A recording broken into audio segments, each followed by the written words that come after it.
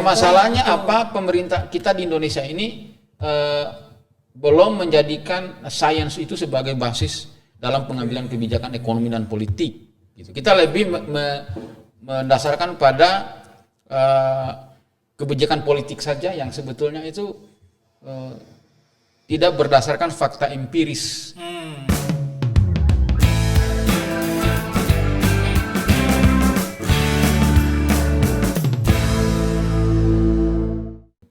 Nah, tapi kan kemudian di sisi lain di Pasifik muncul Indo-Pasifik yang melibatkan Amerika Serikat, Australia dan sebagainya kan. Itu persaingan atau bagaimana? Ya sebetulnya sih persaingan dalam konteks politik geopolitik maritim kan sebetulnya. Tapi itu dalam konteks ekonomi itu sesuatu kekuatan ekonomi kan. Oke. Ada lagi IORA kan yang Samudra Hindia gitu. Ada 21 negara ya Samudra Hindia. Itu kan suatu konsep-konsep ekonomi kemaritiman yang menurut saya ini yang politik kemaritiman, geopolitik kemaritiman kita di Indonesia masih lemah. Berarti Indonesia tertinggal dalam hal ini. Ya itu agak dengan isu itu. Agak tertinggal kita ini kan. Agak tertinggal. Jadi kalau mau serius ya, kalau kita sebagai kalau bicara keseriusan, kira-kira langkah apa sebenarnya yang harus? Jadi begini, saya berpikir gini, pendekatan pembangunan kelautan kita ini kan sebetulnya kita harus memperkuat dulu basis ontologi dan epistemologinya ya. Oke, itu penting ya Bang. Ide dari konsep. Ya. Karena ini kan kalau kita salah, itu nanti keliru semuanya itu. Ya, bisa keliru semuanya. Karena tradisi masyarakat Nusantara ini kan sebenarnya sudah kuat sejak zaman dulu ya. Iya. Ya.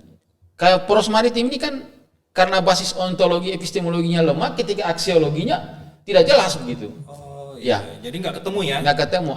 Saya membayangkan begini. Jadi kalau Jepang kan sudah punya model sendiri kelautan. Negara-negara Skandinavia, Denmark, Norwegia punya model sendiri sehingga maju kan. Itu subtropis, beda dengan kita gitu. Tropis. Nah, kita lebih banyak kadang-kadang mengadopsi dari negara lain. Contohnya begini, sekarang ada kebijakan perikanan terukur. Itu kan model dari subtropis. Oh. Model dari negara-negara seperti Norwegia, Swedia.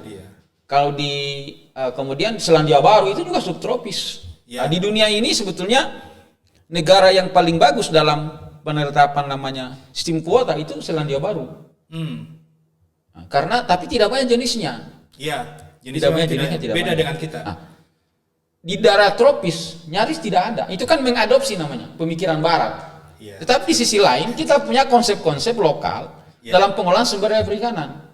Ada yang namanya sasi misalnya. Ada misalnya dalam hukum laut Amanagapa, tapi kan sudah tidak berlaku lagi di masyarakat Sulawesi gitu ya. Iya. Nah, saya berpikir gini, bisa nggak kita keluar dari dua pakem itu sehingga melahirkan suatu konsep hibrid dalam pembangunan kelautan? Artinya mengawinkan. Bisa mengawinkan, lahir sesuatu yang baru. Sesuatu yang baru. Hibrid itu kan, Iya. kalau hibrida itu kan sesuatu yang baru. Iya, sesuatu yang baru. Nah, itu yang harus kita pikirkan, termasuk lembaga seperti PKSPL ini harus memikirkan itu gitu. Jadi dalam ekonomi sebetulnya ada. Bung Hatta itu kan melahirkan koperasi itu kan sebenarnya dia nyontoh dari dia belajar di barat, negara-negara Skandinavia yang alirannya sosialis demokrat begitu. Lalu dia datang ke Indonesia, dia menggabungkan dengan tradisi dia sebagai orang Minang yang suka hidup sudah punya tradisi demokrasi musyawarah. Oh, oke. Lahirlah konsep koperasi Indonesia yang kemudian masukkan dalam pasal 33. Yang berbeda dengan koperasi di Skandinavia atau di Jepang. Betul. Iya kan? Koperasi di sana kan kumpulan orang kaya yang punya duit berkoperasi gitu. Kalau di sini kumpulan orang miskin bersatu bagaimana mensejahterakan dirinya. Mensejahterakan anggotanya. Anggotanya gitu. Itu yang disebut dengan hibrid. Nah, bisa nggak dalam konsep kelautan kita jangan niru yang luar. Kita kan sekarang ada konsep blue economy. Ya. Blue economy itu siapa yang menerapkan sekarang? Satu negara, hanya ada satu negara yang serius nerapin di dunia ini, itu nyontoh dari barat, namanya itu Seychelles. Kalau Anda baca sebuah jurnal internasional, Seychelles itu di Afrika, dia menerapkan itu blue economy secara dia adopt apa itu? Mentah-mentah. Tapi kan dampaknya ada. Dampaknya ada tidak semua nelayan pesisir, ternyata masyarakat pesisir di Seychelles itu juga tidak mendapatkan kesejahteraan yang luar yang diharapkan gitu. diadop maju jadi hegemonik sekali. Seluruh dunia itu hegemonik. Itu kan konsep barat sebetulnya. Bukan dari kita itu. Itu pun kapitalis konsepnya, liberal gitu ya. Liberal ya. Hanya dikasih stempel biru, ada lagi grand ekonomi. ekonomi. Adalah masuk yang baru lagi apa? Circular ekonomi, sama gitu. Sudah banyak kayaknya, Bang. Sudah banyak istilahnya gitu. Nah, tapi ada kita tidak pernah, boleh saja kita pakai itu. Oke. Tapi coba kita kawinkan lahir yang baru. Lahir baru, tapi tidak melupakan Tidak harus- nilai-nilai lokal yang ada Ya, di Indonesia. bisa digabungkan nggak? Digabungkan. Digabungkan lalu kita lahir yang baru dalam konsep mengelola sumber daya kelautan. Misalkan bisa nggak ini kita kawinkan dengan konsep misalkan hukum laut Amanagapa atau konsep-konsep Saksi. indigenous people, iya. Ada kan teori dalam ekonomi namanya indigenous growth ya, Oh iya. yang Paul Romer itu menghadiah Nobel tahun 2019. Jadi itu yang kita anukan, melahirkan sebuah model baru dalam tata kelola kelautan kita. Itu menarik. Sebetulnya di buku ini yang saya tulis 2022 ini Iya. ada suatu kritikan yang menarik sebetulnya. Dia Kayak apa tuh, Bang? jadi kan dulu ada konsep namanya community based Manajemen. management atau co-management kan. Co-manajemen. Nah, dalam co-management itu kan yang lebih diutamakan kan berbasis masyarakat ya. Oke, ya, saya tahu. Maksudnya co-manajemen itu bagaimana Iya. pengambil kebijakan Ini kan dari konsepnya atas. Ostrom. Oh iya. Ostrom itu menang hadiah Nobel itu. Iya. Nah, tapi ada sebuah penelitian yang dibuat oleh namanya itu Tang, ini dari Norway, dari orang dari Vietnam. Ya. Dia mempelajari 3 model penerapan co-manajemen itu di Norwegia, di Jepang dan di Vietnam. Ada 3 negara ya. 3 negara. Dari konsep itu dia mencoba sebetulnya bukan menolak community based management, Iya. tapi dia mengatakan bahwa dalam community based management itu jangan terlalu bias masyarakat atau bias negara. Oh. Maksudnya begini. Ini sebenarnya contoh konsep hibrid Iya, ini. iya. Ini yang coba dibuat Vietnam ya. Iya. Artinya Jadi- ini kan secara akademisi. Akademisi. Jelas, Ya, gitu kan. jadi dia tidak mau bias negara Iya. atau bias lokal, atau bias masyarakat. Oke. Kalau juga terlalu bias masyarakat, lantas negara fungsinya apa? Nah, Kata dia begitu. iya. Nah, Kalau terlalu bias negara, nanti kan dominan negara ya kayak negara komunis kan, Iya. sosialis gitu. nah, Masyarakat nggak diapa-apakan. Jadi ini yang mencoba dia lahirkan, lahirlah konsep yang namanya konsep tata kelola dia itu yang menyempurnakan konsep Ostrom, namanya meta governance. Saya bukunya ini. Jadi judul bukunya itu Rethinking of Ocean Governance gitu. Oke, saya pernah dengar itu. Saya- Rethinking of Ocean Government. Saya punya bukunya. Ah, Ya. jadi dia mengkritik terkait dengan meta. Dia ngeritik konsepnya Ostrom Iya, yang Ostrom, terlalu terus dia- bias masyarakat.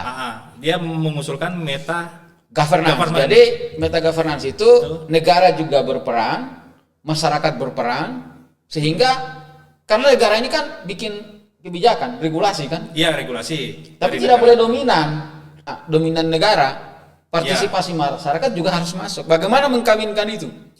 Itu tidak disebutkan di co-management. Iya, di co-management itu kan hanya dominan negara, masyarakat, sehingga terlalu bias masyarakat. Dalam dia kan mengkritik Ostrom ini. Ini nanti Kak, Bapak baca ya, saya kasih bukunya gitu. Jadi itu menarik untuk kita.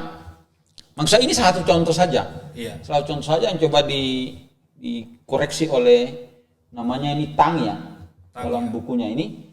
Dan menarik ya. Di sini dia pertama dia konsep Ostrom, langsung konsep meta governance, ini ada tabelnya ini. Iya. Nah, jadi menurut saya dalam konteks politik kelautan kita harus ada pemikiran seperti itu ya. Kita belum ada itu.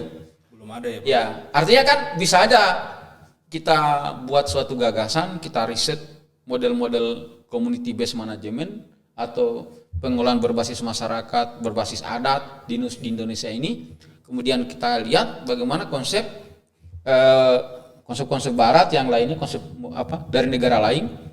Karena kan ini ada beda kondisi kita ini secara geopolitik, secara geopolitik, kelautan, terus secara Iya, mungkin iya. budaya budaya berbeda kan. Nah, Iya. itu lahirlah suatu model. Ini kita tidak pernah melakukan itu. Kita hanya adopt dari luar, klaim kita jadikan suatu kebijakan, padahal belum tentu cocok. Berarti di sini peran pemerintah sebenarnya harusnya dia bisa lebih terbuka lagi, tidak asal main comot lah. Iya, tidak bisa langsung main niru-niru konsep. aja. Tapi Iya. bagaimana pelibatan akademisi juga ya, Bang ya? Oh ya, harus dong. Akademisi ada suatu kelompok intelektual yang serius Nah, untuk terkait dengan kebijakan untuk misalnya taruhlah ekonomi kelautan untuk pelibatan akademisi, sambungannya tadi dengan dinamika kelautan kita itu seperti apa implementasi sekarang ini? Kalau sekarang ini kan kita ya secara politik di Indonesia ini kebijakan-kebijakan kelautan itu masih sangat minim berbasis akademis ya, hasil kajian akademis, karena lebih banyak kepada insting politik aja, kepada politik. Iya, insting politik kan. Jadi kita belum berbasis kepada science. Jadi ada namanya itu policy based on science kan harusnya policy, gitu. Iya, based on science. Kebijakan berbasis sains ya. Berbasis sains kita. Berarti sangat sedikit sekali melibatkan akademisi dalam mengambil kebijakan. Bukan melibatkan dalam konteks, kalau hanya terlibat secara politik mungkin ada, tapi secara output sampai melahirkan sebuah konsep hibrid dalam pembangunan kelautan yang dalam ekonomi politik disebut pendekatan eklektik atau heterodoksi, itu kita belum punya. Memang tradisi pemikiran ini dalam ekonomi di dunia, di Indonesia masih hal baru ya. Tapi ini kalau di negara-negara seperti Eropa Barat, Prancis, ya, kemudian Denmark dan sebagainya itu sudah biasa, sehingga kenapa mereka menjadi maju gitu, karena mereka sudah punya model pendekatan sendiri. Kita mencoba melakukan pendekatan itu sebetulnya dalam konteks permasalahannya di mana itu? Maksudnya permasalahannya apa? Pemerintah kita di Indonesia ini belum menjadikan sains itu sebagai basis dalam pengambilan kebijakan ekonomi dan politik gitu. Kita lebih mendasarkan pada